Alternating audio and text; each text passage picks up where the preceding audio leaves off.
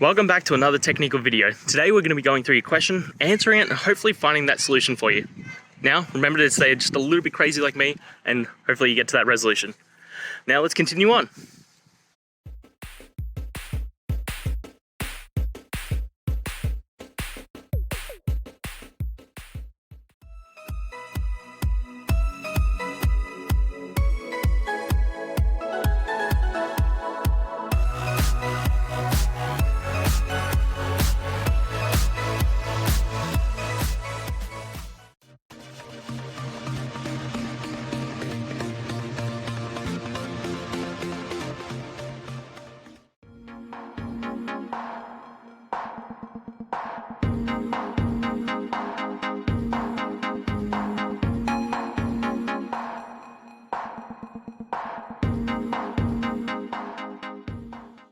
And that's it, guys.